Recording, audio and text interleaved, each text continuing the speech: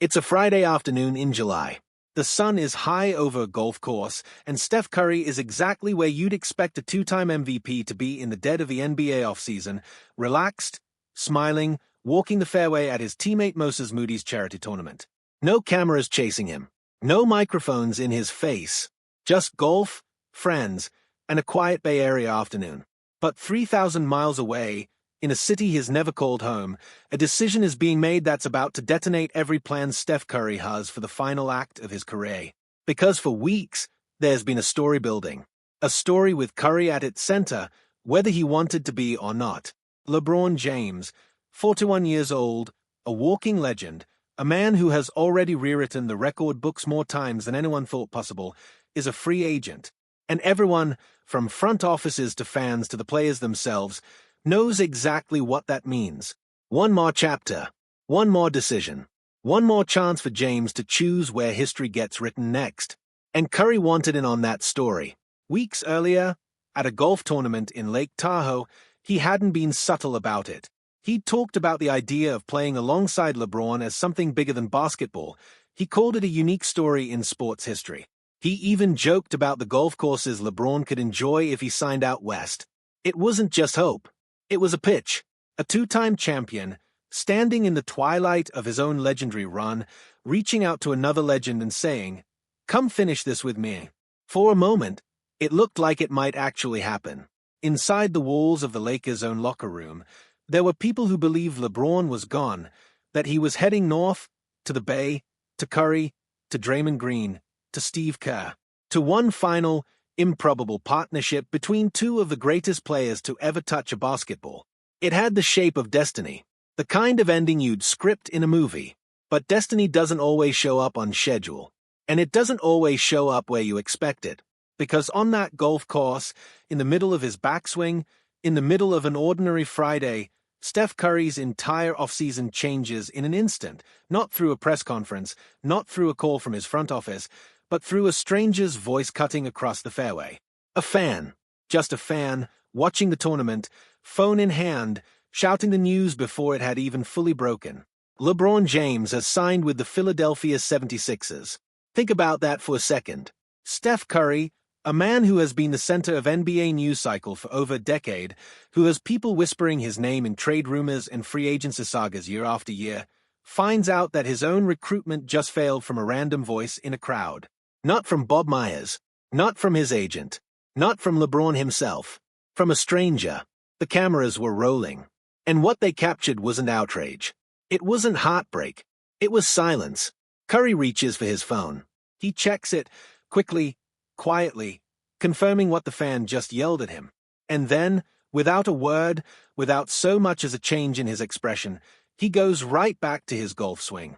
No interviews, no statement, just a man absorbing a gut punch in real time, in public, with absolutely nowhere to hide. For 24 hours, that clip is all anyone has. A frozen image of Steph Curry checking his phone. The internet fills in the rest, every theory, every headline, every guess at what must be going through his mind. Is this the end of an era? Is this the moment the Warriors officially become a team without a realistic path back to a championship? Is Steph Curry, for the first time in his career, watching his own championship window close in front of him? And then, Saturday comes. Curry shows up at Moses Moody's youth basketball camp, not a press conference, not a controlled environment, just kids, a gym, and a room full of people waiting to hear what he actually thinks. And this time, he doesn't stay silent. He doesn't rage. He doesn't deny the sting of it. Instead, he says something that tells you everything about how he's built to survive moments like this. He calls himself a realist. And then he delivers the line that's about to define this entire chapter of a Warriors story. That's why you don't envision anything until it happens. There's a lot of moving parts. Read that again, because underneath that calm, measured sentence is an entire season's worth of uncertainty. It's not just about LeBron anymore. It's about Jimmy Butler recovering from a torn ACL. It's about Moses Moody himself, sidelined with a torn patella tendon, the very man whose golf tournament, whose camp, became the stage for this entire saga. It's about a Warriors roster that made zero signings all summer, watching its best-case scenario walk out the door and sign a 2-year deal 3,000 miles away. Curry isn't just processing a missed free agency target. He's staring down the reality that at 38 years old, in what may be one of his final windows to chase another championship, his team's foundation is cracked in multiple places at once. Injuries to his stars, a superstar addition that never came, and a farewell tour for LeBron James that is now going to unfold in Philadelphia colors instead of Golden State ones. Because make no mistake, LeBron chose the Sixers, a 2-year, $8 million deal, with a player option attached, joining a young core built around Jaylen Brown, a red-hot rookie in VJ Edgecombe, a rising star in Tyrese Maxey, and the ever-talented, ever-injured Joel Embiid. It's a different vision, a different gamble, and it's one that leaves Curry and the Warriors on the outside looking in. So now the questions start piling up, one after another. Was this ever really close? Or was the idea of LeBron in Golden State always more fantasy than possibility?